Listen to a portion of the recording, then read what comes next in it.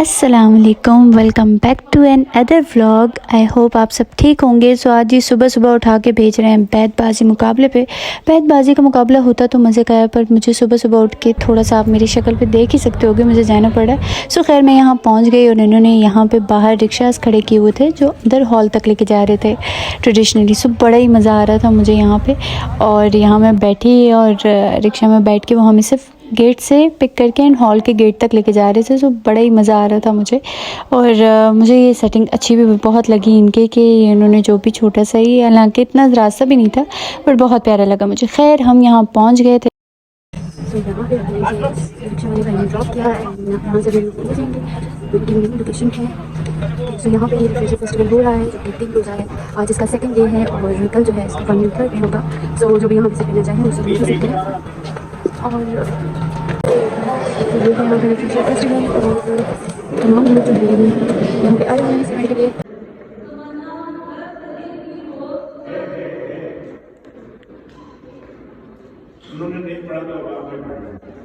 जोशी किरदार से खुल जाते हैं तकदीर के राज। जिंदगी कुछ और शय है, इल्म है कुछ और शय। जिंदगी कुछ और शय है, इल्म है कुछ और शय। जिंदगी सोजे जिगर है, इल्म है सोजे दिमाग।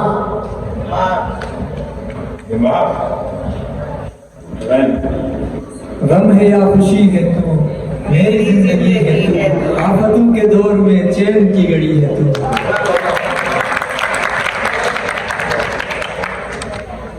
वही जवां है कबीले की आंख का तारा, शब्बाब जिसका है बेताब सर पे कारी।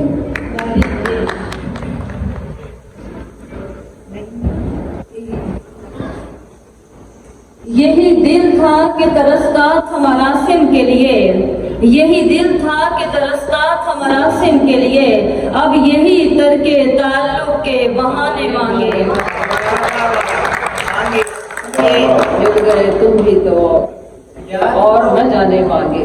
याद तो होंगी वो बातें तुझे अब भी, लेकिन ये हो चुका है, ये हो चुका है।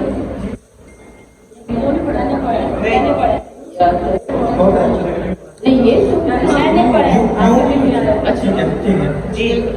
यूं दाद सुहन देते हैं मुझको, यूं दाद सुहन मुझको देते हैं ईरानो फारस। ये काफिर हिंदी है देते हैं सना हुरेस।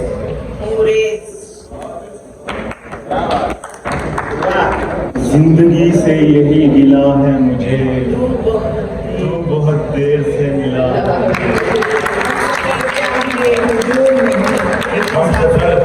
हम सफर चाहिए, हुजूम नहीं, एक मुसाफिर भी पाता है मुझे। ये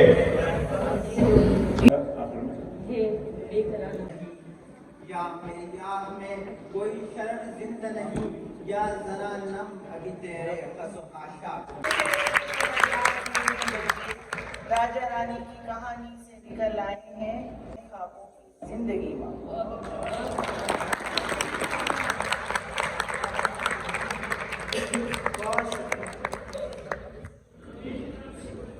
रिश्ता एक गुल है, सबा है क्या है। रिश्ता एक गुल है, सबा है क्या है। तुमसे मिलने का नशा है क्या। और क्या तेरे मजबूर करें, क्या तेरे हुस्न का मजबूर करें। तेरी खुशबू ही जुदा है क्या है। और अपने घर में ये उतरता हुआ चांद, अपने घर में ये उतरता हुआ चांद रास्ता भूल गया है क्या है। और आखिरी शेर है कि वो जो कुछ उसके सबब था क्या था। वो जो कुछ उसके सबब था क्या था, ये जो कुछ उसके सिवा है क्या है। क्या था, ये जो कुछ उसके सिवा है क्या है। रिश्ता एक गुल है, सबा है क्या है। तुमसे मिलने का नशा है क्या है। और आप तो हमारे ज़माने में ये था कि फूल मिलते थे तो फिर हम उनको किताबों में संभालते थे। तो उसी के जो शेर मुझे मैं आपको सुनाना चाहूँगी। और आप में संभाले गुलाबों का क्या करूं, और आप में संभाले गुलाबों का क्या करूं, फेंकूं इन्हें तो महकी किताबों का क्या करूं। और आप में संभाले गुलाबों का क्या करूं, फेंकूं इन्हें तो महकी किताबों का क्या करूं।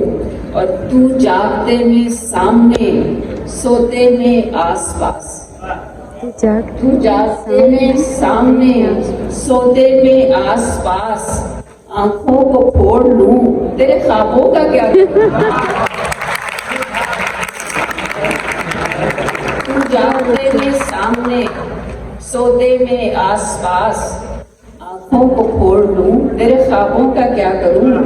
और पर्चा बदल दिया है सवालों का इश्क ने, पर्चा बदल दिया है सवालों का इश्क ने।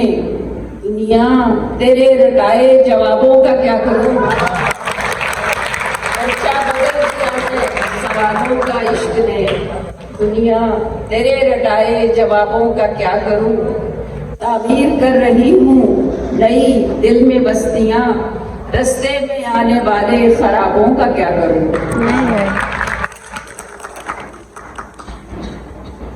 और आपने संभाले गुलाबों का क्या करूं, फेंकूं इन्हें तो महंगी किताबों का क्या करूं। तो अब हम यहाँ सॉल्व करेंगे अपना काम।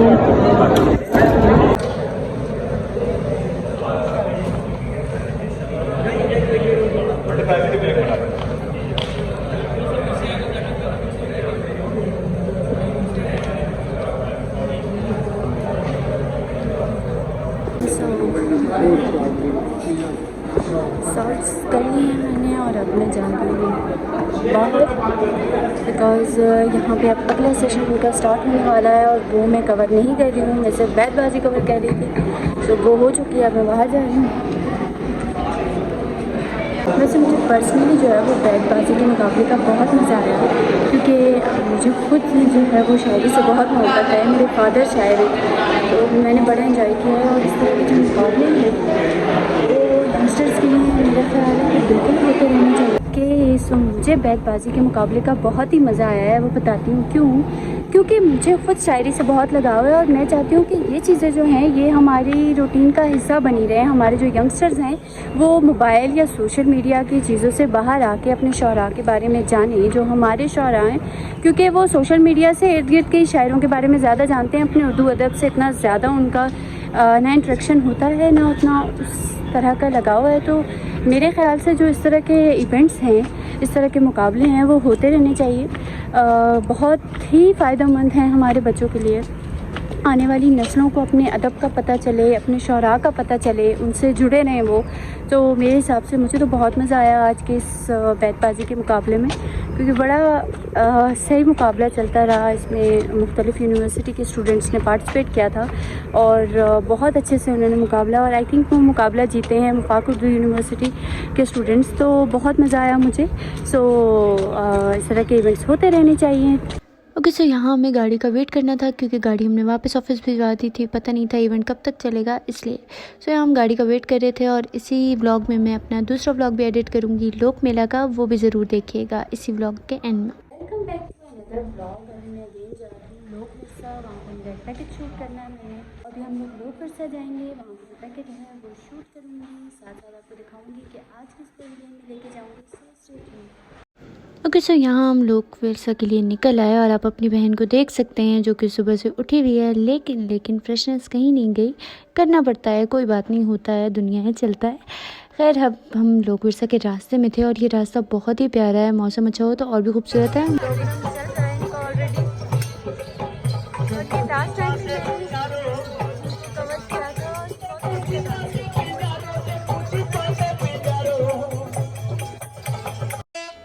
तो जी हम सिंध पवेलियन में इंटर हो रहे हैं और आज मैं आप लोग को विज़िट करवाऊंगी सिंध पवेलियन का, जो कि आप देख रहे हो इनकी सकाफ़त, इनकी तमाम जो चीज़ें इन्होंने स्टॉल्स पे लगाई हुई थी वो सारी मैं आपको विज़िट करवाऊँगी। ये आप देख सकते हो, ये सारा जो है ये हाथ के बनी हुई चीज़ें इन्होंने लगाई हुई हैं यहाँ पे। और मुझे जो सबसे अच्छी बात यहाँ लगी, जो इस मेले में मैंने देखी और मुझे सीखने को सबक मिला, वो ये कि हमारे जो पहले के लोग थे वो कितने मेहनती थे हाथ से। जैसे खड्डी का काम देख के मैं बहुत हैरान हुई, ये सारा काम ये हाथ से कर रहे थे, ये रग्स बनाना और शॉल्स बनाना, और मुझे इतना मज़ा आया। और मैंने ये भी सोचा कि हमारे पुराने लोग कितने मेहनती हुआ करते थे।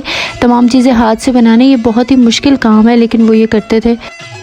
और मेरी तरह बाकी लोग भी इतनी हैरानगी से उनको देख रहे थे, जैसे ये जो साहब हैं ये खड्डी पे शॉल बना रहे हैं।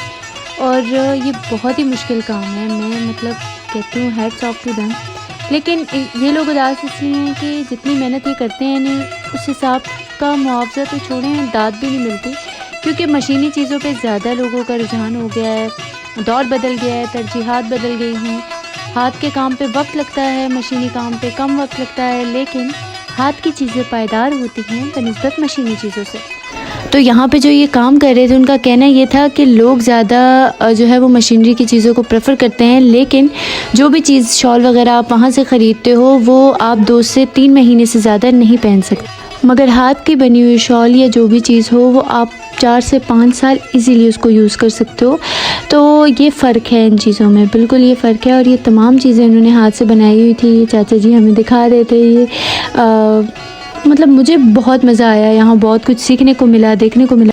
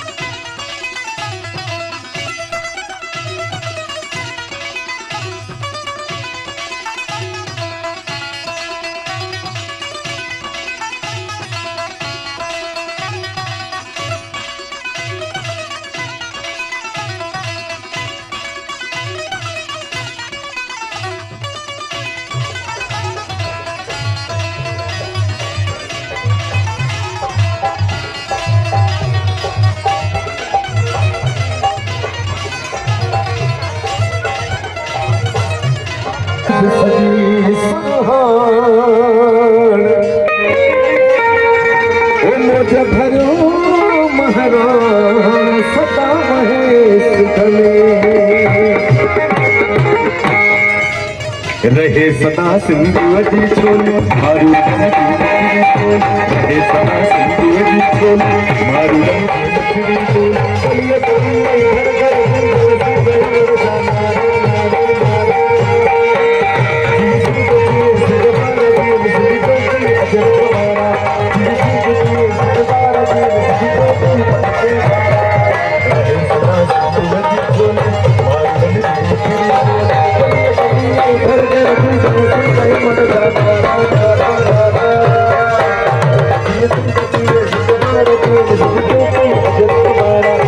Thank you.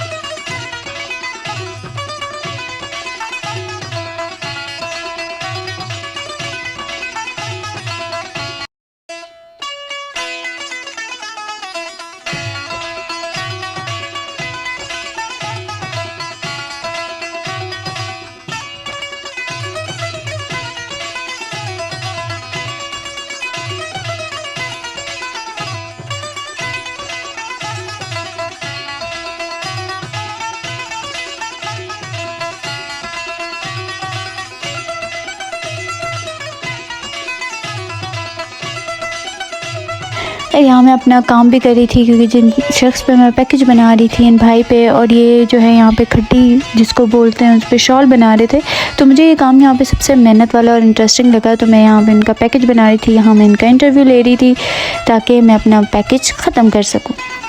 सो आज का व्लॉग जो है वो मैं यहाँ पे एंड करूँगी। तब तक के लिए अल्लाह हाफ़िज़, खुश रहें, खुश रखें, दुआ में याद रखें, please do subscribe my YouTube channel. Bye bye.